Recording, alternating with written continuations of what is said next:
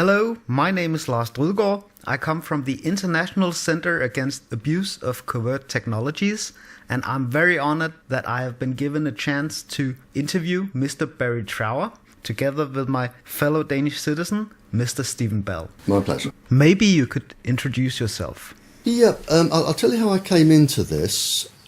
In the 1960s, very early 1960s, I trained with the government microwave warfare establishment. I looked at all aspects of microwave warfare. And when I finished my time in the military, because I had a lot of expertise in the microwave field, I was asked if I would carry on with this research. And some people blow this out of all proportion. I was an agent. I don't like the word secret agent, because secret agent, when you say secret agent, people think of James Bond, who wasn't a secret agent and he wasn't a spy. James Bond, the fictitious character, is military intelligence, and I wasn't military intelligence. I was an agent. I collected information secretly, and I spent 11 years collecting information from spies who were a very small part of my work. I also questioned international terrorists, international criminals, anybody of immense interest I questioned, and I trained for quite a few years to learn how to do this.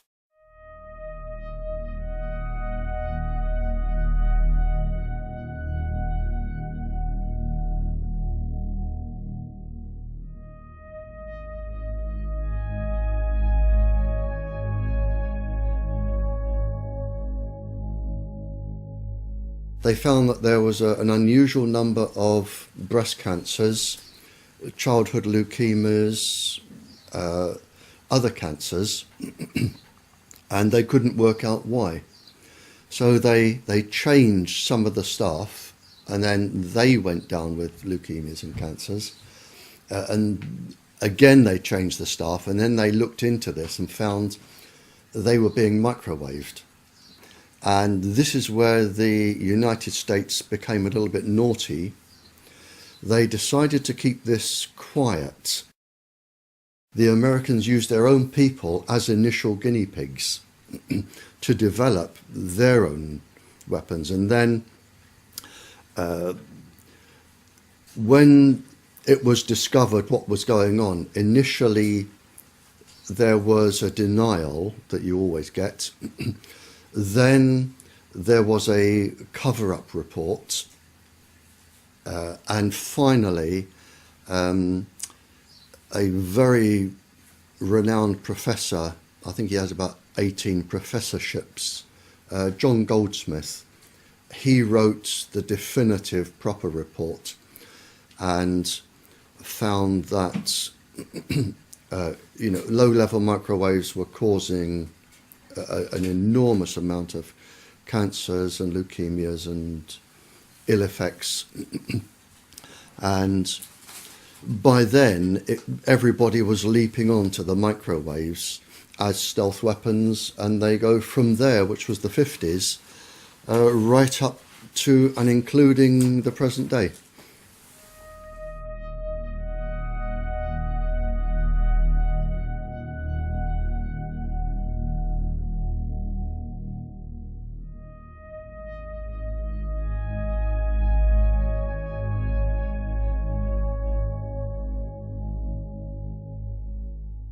The ladies were protesting about having American missiles on English soil. Mm-hmm. And it was a peaceful protest. All they were doing were camping outside the perimeter of the American base. There was no violence, no swearing, no shouting. It was a peaceful protest.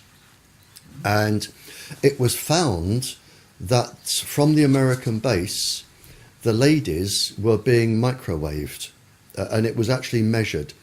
They were being microwaved to make them sick. And in fact, when the figures came out, there was a disproportionate amount of tumours, personality changes, suicidal tendencies of the ladies. They were deliberately microwaved by the Americans for protesting about their base.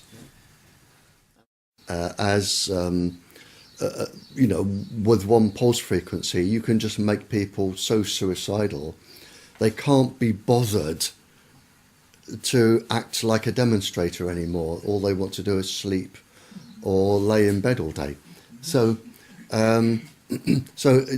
if you're targeting demonstrators, you make them suicidally depressed, and they don't care about demonstrating anymore because they're too upset. Whereas if you want to cause a specific psychiatric illness, you would have an infrared device that followed the person, and you would link it to a pencil-thin microwave source, so the microwave beam would always target a specific gland or a specific part of the brain or an eye or a heart. So you would have them being targeted. They can cause insanity, and it was an experiment. One of the experiments was to take an ordinary sane person, cause insanity, and have a psychiatrist who was unknown to everybody diagnose schizophrenia or paranoia or a psychiatric illness. That was a successful outcome, and the person would spend the rest of their life in an asylum in misery, but to the government scientists that was a success. Well, it's a guinea pig locked up. Oh yeah. I mean, humans, the difference between humans are like guinea pigs. If they want to experiment on you, by the thousands they will, and you can be driven to insanity and death, and you just become a tick in a box without any so much as a feeling. Yeah, and this is what they do, and this is why they are above the law.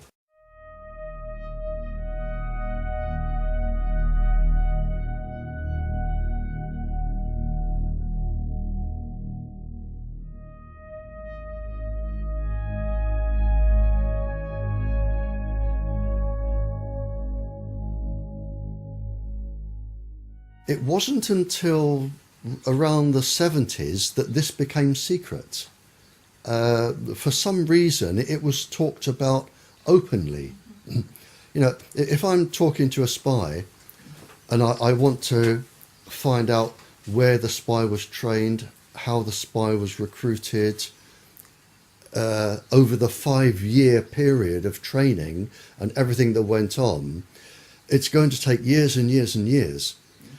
But if you want to talk about microwaves and chips and microwave weapons, they'll just talk about it over a biscuit and a cup of tea. It wasn't secret. Most governments talked openly, or people talked openly about it. It wasn't until the 70s, mid-70s, that I think the full potential of this globally came into force. And the governments decided then to put everything under the Official Secrets Acts. But until then, nothing was secret. It was just talked about openly. That's actually very interesting. Yeah, I mean, it just wasn't, people didn't know about it. It wasn't general knowledge. You wouldn't meet somebody in the supermarket and say, have you got a chip in? But the people that had them knew they had them, and they would go around talking about them, and other people would talk about them. Whereby with the special forces you could send down, if you had an idea roughly what country they were in, you could send down a beam from a satellite. The chip would be switched on by the beam, energized, and would send a signal back. You've got that type of chip. The other type is when it is pulsing continuously to stimulate, let's say, a gland in the body at a set frequency to produce a specific chemical that will produce a specific biochemical response in the brain. So you can have one working permanently, and you can have them working intermittently, and you can have them that will only work if they are stimulated. Yeah, I mean, voices are the easiest ones, because all you have to do is stimulate the cochlea with a set resonant frequency. It's very easy. Voices are very easy, and it isn't people imagining voices. They physically hear them. They physically hear. As I'm talking to you, my voice isn't inside your brain. My voice goes no further than an inch into your ear, no further at all. It's the electrical signal that makes you interpret how I sound.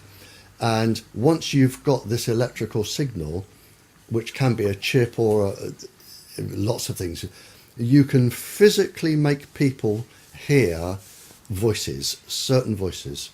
And it can be any conversation, and it can be anybody you want to hear. It can be a soft, angelic voice. It can be a god. It can be something that scares you, like a devil. It can be anything.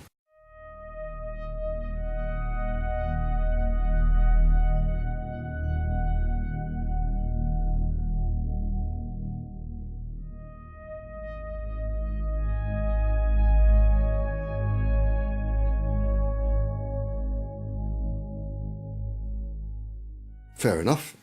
So I was there. I went into the back of a big black car, and it took me off in the dark, and then underneath a huge building in the dark. And I was suddenly thinking, well, hang on, this could be a bullet in the back of the head time. I'm getting uncomfortable here. But he took me out and took me to a room, and he said, I'm an international scientist. He said, and something is really, really worrying me, and I have to tell somebody who can tell the world. Now, I actually knew what he told me, I knew was going on anyway, because it had been discussed in other countries. But he said, it is now possible to genetically change bacteriums and virus, genetically change them. What has been developed now is if bacterium, they can lay, and yeasts, they can lay in the soil for hundreds of years in a dormant stage. And it's known by grave diggers or people who dig up old graves that it's possible when light comes on the bacterium to regenerate the bubonic plague that's been laying in the ground for several hundred years. It only wants that particular frequency and bang, it's active again. You don't need more than 2 brain cells to work out where you go from here. Viruses are neither dead nor alive. They inhabit hosts.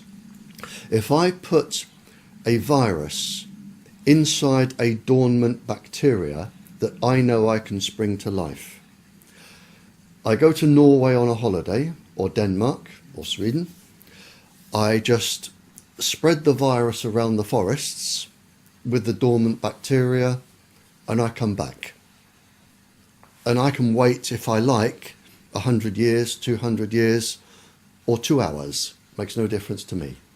And then all I have to do with HAARP or a similar device is put the frequency, the microwave frequency, off the ionosphere, down onto Norway.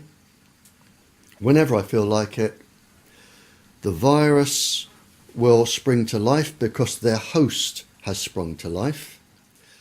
This is where we are. So countries can now, just by introducing bacteriums and viruses and whatever, they can totally devastate the economic possibilities of another country. But doesn't that mean that we are in a new Cold War and that the entire military is obsolete? Oh, you're absolutely right. We are in a new Cold War. And this is why countries are developing this. I mean, really developing this. And this is why all of the microwave transmitters are going up everywhere. Because somebody, if they wanted to, could use them for other effects. The system is up and running.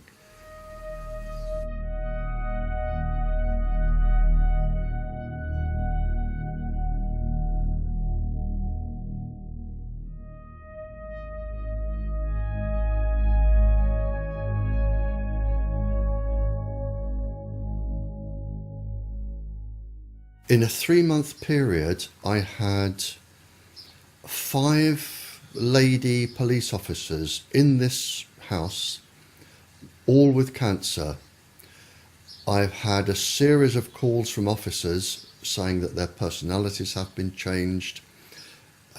Whenever I go to a country, and I think the year before, I did 6 countries, I think last year or the year before, the questions always come around to Tetra, and they always come around to aggressive behaviour from the police since they started using Tetra.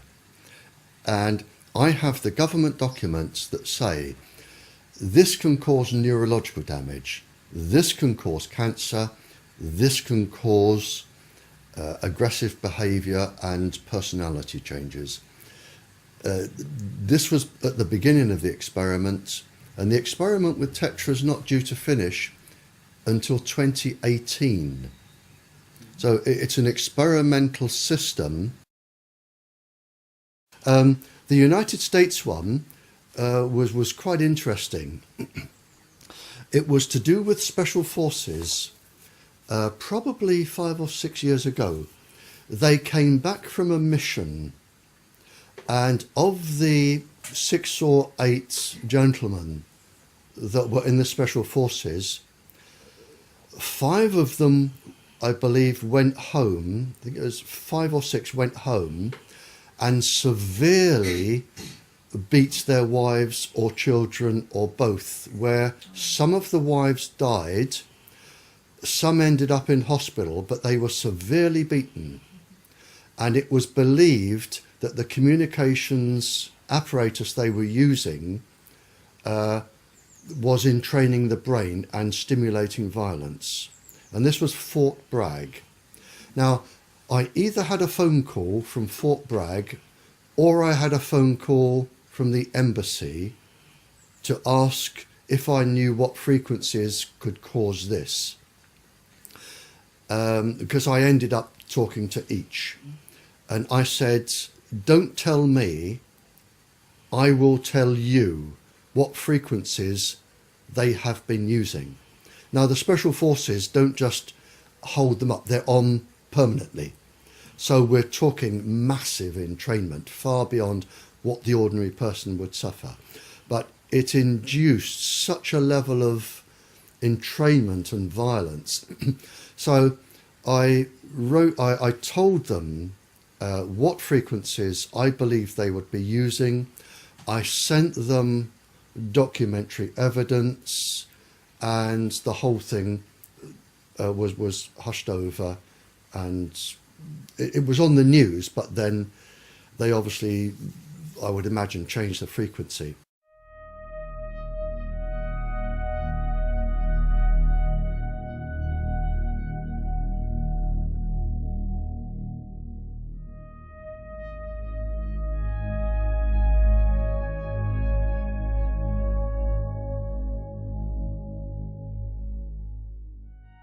It's been shown that a child using a cell phone, just an ordinary school child, If the child uses the phone for just 2 minutes, the brain waves can take up to 2 hours to return to normal. 2 hours. And that's been published. Now, in those 2 hours, the child's brain is not acting as it should, and it could demonstrate itself in a number of ways. For instance, if the child were in school and made a quick call from the playground, it could be lack of concentration, hyperactivity, bad behaviour. It could be anything like that. And that would slowly ease off over 2 hours. Now that's just from 2 minutes. Now if a child makes a phone call every couple of hours, the brain is going to be entrained permanently. And it's already been published by the industry that a child using microwaves just before bed will have his or her sleep totally disrupted by entrainment. I cited, I think, 200 schools in Europe where a transmitter had been put in or near the playground where they had leukemia clusters. Some of our own MPs here have stood up in Parliament to say that they have 11 children under the age of 11 with leukemia around a transmitter, or 18 children. I mean, it's so. I mean, cancers are reaching epidemic proportions. There are lots of different types of cancers coming up now. I would think, I know in China, they've just had a 3,000% increase in parotid gland cancer, which is the side of the face where you would hold a mobile. We're getting cancers of the eye coming up. Obviously, brain tumours. In fact, brain tumours are quite enormous now in terms of numbers. That I read a report, and I read this out in Canada last year. People are so worried about the numbers of brain tumours that they've re-diagnosed 10,000 brain tumours as endocrine cancers to take them off the statistics. And I do know that in the European Union, we have been told that cancers are at epidemic proportions, and we're talking generally cancers between the ear and the brain.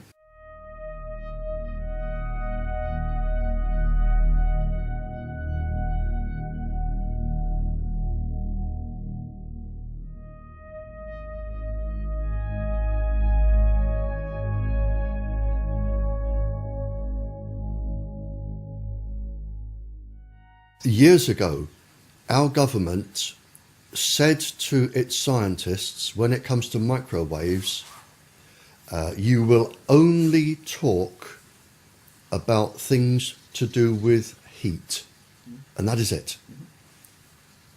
So they won't even discuss anything else. They will deny anything that doesn't have anything to do with heat. Yeah. They even deny all of their 40 years of research leading up to this. Yeah. Although they've said this can cause cancer and all the damage, they say, no, it can't. We're only looking at heat, and heat is all that matters. Yeah, I prefer to call it lying. All right. Yeah. I think I've never known so many liars in my life as what is coming out now from the government.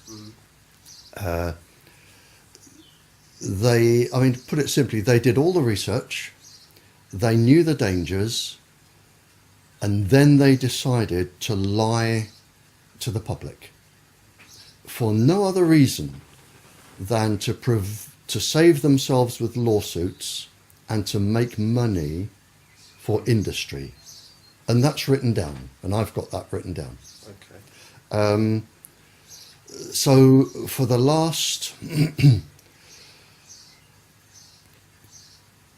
40 years, the government, the English government, has been lying to the people. And the American government, the Canadian, the Australian, they have been lying.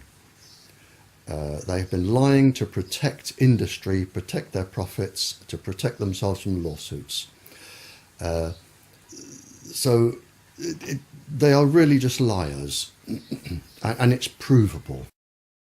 I made a statement in Birmingham, in this country, probably 15 years ago, and I haven't changed it since. And I've said that I believe that this industry and the part of the government which is encouraging them will be responsible for more civilian deaths and suffering than all the terrorist groups in the world ever. And with the growth of the industry over the last 15 years, I would say now that these people are probably going to cause more death and suffering than the entire Second World War. And is that genocide? Yes, without a shadow of a doubt. And are they going to get away with it? Yes, because they are untouchable. They are outside the law. Who is actually behind those decisions? Is this sanctioned by the WHO? Sanctioned by the World Health Organization, without a shadow of a doubt. It is the same people. It's the same people sit on the ICNIRP certificate. They sit on our government's Health Protection Agency, sit on the World Health Organization. It's the same people. It's the same people. There's probably no more than 20 of them. But they are going to, in my opinion, commit the worst genocide this planet has ever known. Not just people, but animals, plants. They are probably going to cause more destruction than a global war. And in several hundred years' time, people will look back, whoever survives, and look at what we try to do to stop them.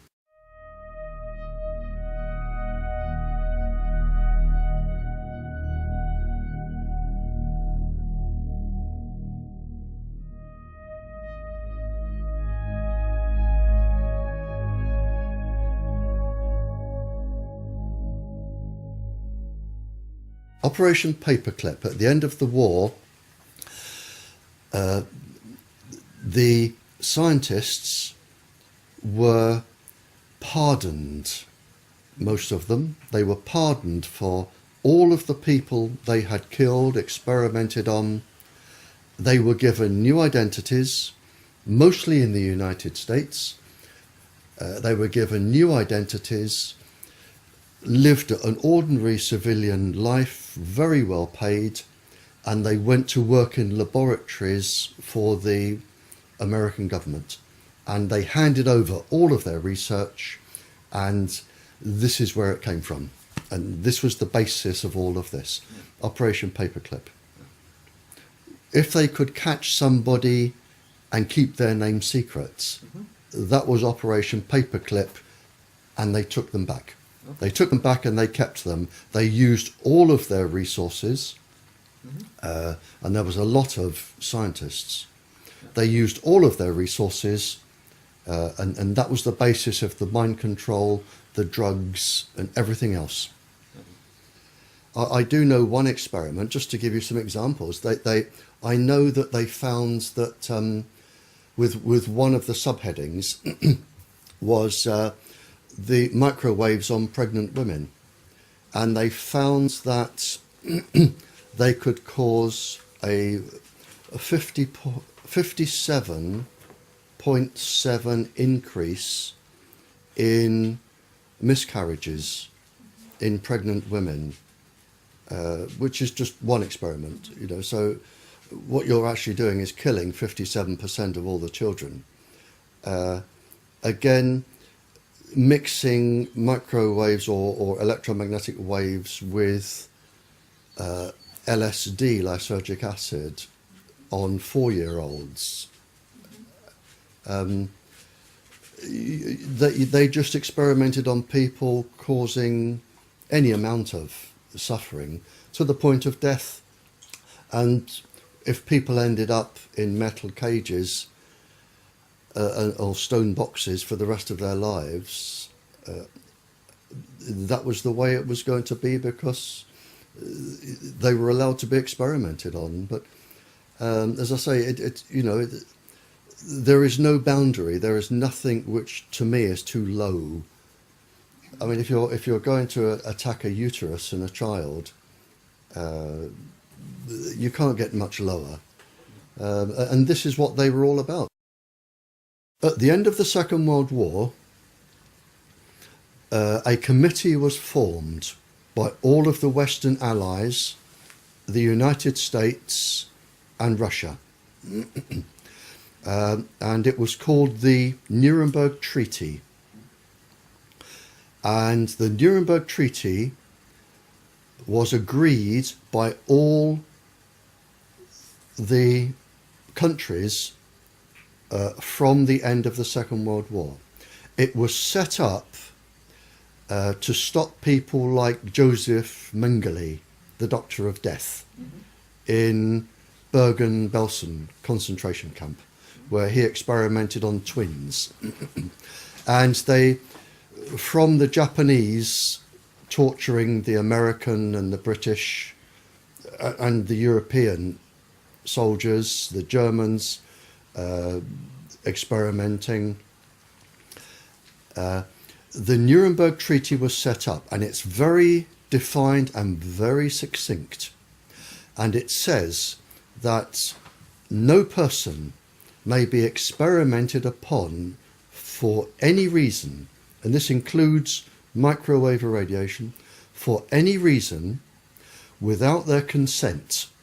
And before they give their consent, they must have full knowledge of the length of the experiment, the outcomes, any potential dangers, any potential ill healths. It must be fully understood and explained, and they must give individual consent. And this includes Tetra, which is an experiment that's going on until 2018 to look for cancer and brain damage. So everybody using Tetra is actually breaking the law, the people organising them. So that was set up.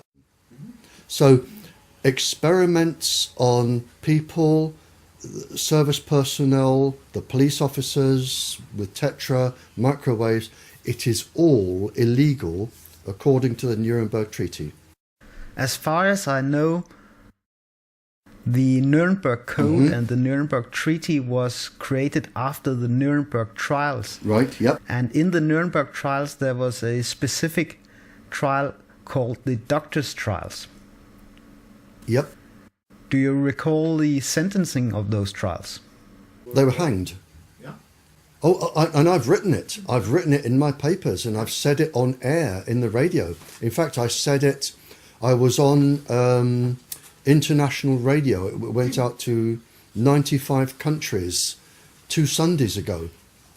And I said, scientists at the end of the war were hanged for what scientists today are doing and getting away with. Absolutely, yep. Sentences you to death by hanging at such time and place as higher authority may direct.